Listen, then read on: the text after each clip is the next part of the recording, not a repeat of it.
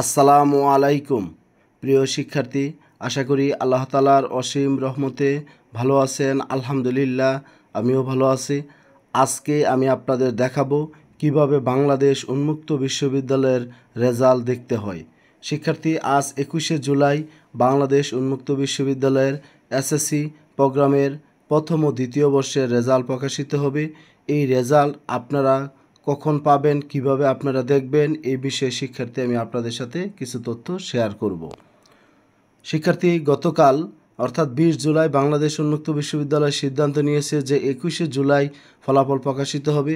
তবে শিক্ষার্থী সাধারণত দুপুর 2টার মধ্যে আর কি ফলাফল প্রকাশিত হয়। 2টার আগে আপনারা চেষ্টা করবেন না, চেষ্টা করলে অনেক সময় সার্ভার বিজি থাকবে, কিন্তু আপনারা কেউ দেখতে পারবেন না। তারপর যাই শিক্ষার্থী, প্রথমত আপনারা যে কোনো একটা ব্রাউজারে যাবেন, যেমন আমি ধরেন গুগল ব্রাউজারে যেয়ে আমি জাস্ট এখানে লিখব রেজাল্ট।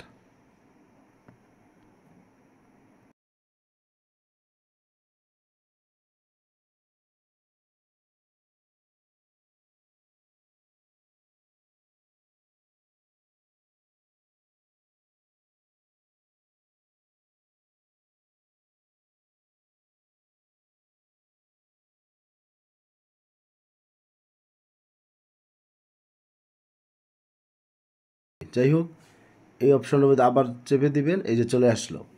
এখানে দেখেন, এখানে একটা সার্চ অপশন আসলো, enter student ID without hyphen, অর্থাৎ আপনার 11 নম্বরের যে আইডি কার্ডটা আছে সেই নম্বরটা আপনি এখানে প্রবেশ করাবেন। প্রবেশ করালে শিক্ষার্থী আপনারা যারা 24 বেসের, আপনাদের 24 দিয়ে আইডি কার্ডটা শুরু, সেটা বসাবেন। যারা 23 বেসের ফাইনাল, আপনারা সেটা বসাবেন, বা কেউ যদি তার আগের কোনো বেসের হন সেটাও আপনারা দিবেন। তবে শিক্ষার্থী এখানে ধরেন আমি যেহেতু 24 বেসের রেজাল্ট এখনও প্রকাশিত হয়নি, সেই জন্য শিক্ষার্থী আমি এখানে 22 বেসের একটা আইডি নম্বর আমি এখানে প্রবেশ করাবো।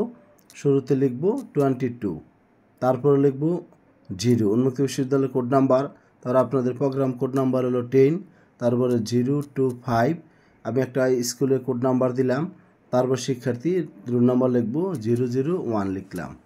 লিখে তাহলে এখানে প্রথমে 22 লিখেছি, তারপরে উন্মুক্ত বিশ্ববিদ্যালয়ের কোড নাম্বার 0, তারপরে 10 আপনার যে প্রোগ্রাম কোড, আর 025 এটা স্কুলের স্টাডি সেন্টারের কোড নাম্বার, 001 রোল নাম্বার দিয়েছি।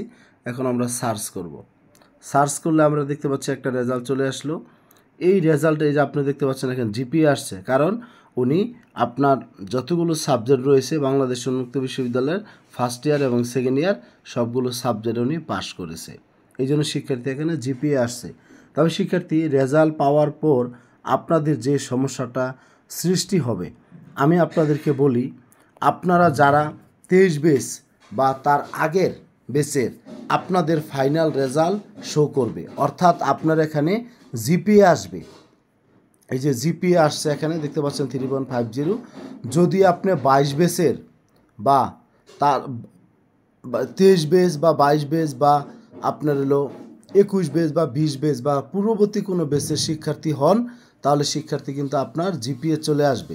অনেক সময় দেখা যায় যে আপনি সকল সাবজেক্টে পাশ করেছেন, তারপরও পরীক্ষা বিভাগ কর্তৃক কোনো কারণে আপনার জিপিএটা দেখাচ্ছে না। সেই ক্ষেত্রে আপনাকে কি করতে হবে, বাংলাদেশ উন্মুক্ত বিশ্ববিদ্যালয়ের গাজীপুরে বোটবাজারে যে পরীক্ষা বিভাগ আছে সেখানে আপনি যোগাযোগ করবেন। অন্য কোথাও যোগাযোগ না করে যদি আপনার সকল সাবজেক্টে আপনার পাস থাকে, অর্থাৎ first year and second year, প্রথম সেমিস্টার এবং সেকেন্ড সেমিস্টারের সকল সাবজেক্টে পাস, কিন্তু আপনার জিপিএ আসলো না, সেই ক্ষেত্রে আপনি পরীক্ষা বিভাগে যোগাযোগ করবেন।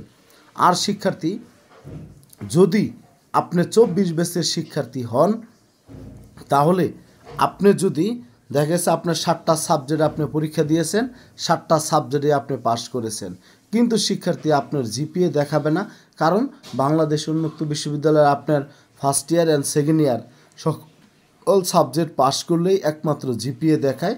আপনারটা লেখা থাকবে এনএ, অর্থাৎ হলো নট অ্যাপ্লিকেবল, মানে প্রযোজ্য নয়। মানে ফার্স্ট ইয়ারের সকল সাবজেক্ট পাস করলেও আপনার জিপিএ দেখাবে না, কারণ সেটা পরীক্ষা বিভাগ সংরক্ষণ করে রাখবে। যখন আবার আপনার সেকেন্ড ইয়ারের সাবজেক্টগুলোতে আপনি পাস করবেন, তখন কিন্তু শিক্ষার্থী আপনাকে জিপিএ দেখাবে। এটা নিয়ে আপনারা চিন্তা করবেন না।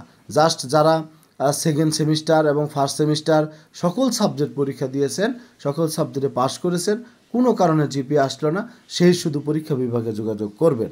আর যারা ফার্স্ট সেমিস্টারে শুধু পরীক্ষা দিয়েছেন, আপনাদের যোগাযোগ করার প্রয়োজন নাই, আপনারটা সেখানে নট অ্যাপ্লিকেবল অর্থাৎ এনে লেখা থাকবে। এরপর শিক্ষার্থী আরেকটা বিষয়, পরীক্ষার ফলাফলের পর আমাদের আরও কিছু সমস্যার সম্মুখীন আমাদের হতে হয়। কী ধরনের সমস্যাগুলোর সম্মুখীন হতে হয় আমি আপনাদেরকে বিষয়টা এখানে দেখাবো। আমরা যখন পরীক্ষার ফলাফলটা পাবো তখন শিক্ষার্থী অনেকের রেজাল্টের পাশে লেখা থাকে যে এবি এবসেন্ট লেখা থাকে। তারপরে কারো এবসেন্ট মানে আপনি যদি আসলেই মানে সত্যিকার অর্থে যদি আপনি পরীক্ষা না দিয়ে থাকেন তাহলে সেটাতে এবসেন্ট লেখা থাকবে। আর অনেক সময় মানে আপনার পরীক্ষা দেওয়া সত্ত্বেও শিক্ষার্থী আপনার অভিযোগ মানে এবি লেখা থাকে, সেই ক্ষেত্রে আপনাকে অভিযোগ করতে হবে। আর আবার কারো রেজাল্টে পিআর লেখা থাকবে। পিআর আসলে মূলত আমি আপনাদের মানে এখান থেকে যে বিষয়টা বলি যে আপনারা যখন পরীক্ষা দিয়েছেন তখন ওএমআর সংক্রান্ত কোনো ভুল আপনারা করেছেন, সেই জন্য শিক্ষার্থী আপনাদের পিআর লেখা আছে। হয়তো বা আপনি কোড নাম্বার লেখার নাই, অথবা সাবজেক্ট কোড লেখার নাই, অথবা আপনার আইডি নাম্বার লিখতে ভুল করেছেন বা প্রোগ্রাম কোড লিখতে ভুল করেছেন। এই বিষয়গুলো যদি কেউ ভুল করে থাকেন তাহলে সেই ক্ষেত্রে পিআর লেখা থাকে। আবার শিক্ষার্থী আরপি, হয়তো আপনি ওই দিনের ওই কোর্সে আপনি বহিষ্কৃত হয়েছেন, যা আপনি অসৎ উপায় অবলম্বন করেছেন বা অন্য কোনো কারণে কর্তৃপক্ষ আপনাকে এক্সপেলড করেছে। তারপর দেখেন ডাব্লিউএস মানে উইথহেল্ড, এটা পেন্ডিং কথা। আর আইসি মানে ইনকমপ্লিট, এখনও কমপ্লিট হয় নাই।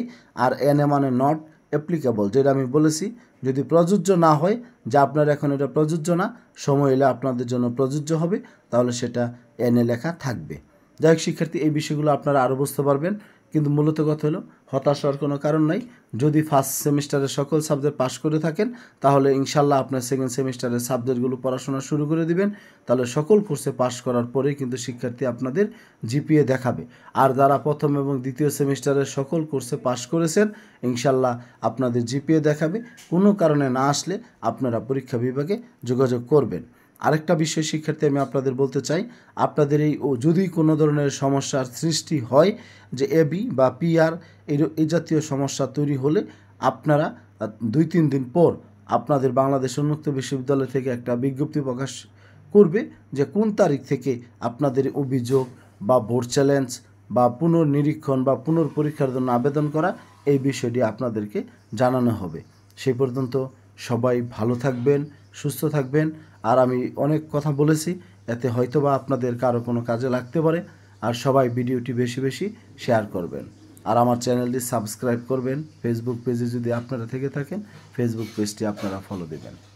ধন্যবাদ সবাইকে, ভালো থাকবেন। আসসালামু আলাইকুম।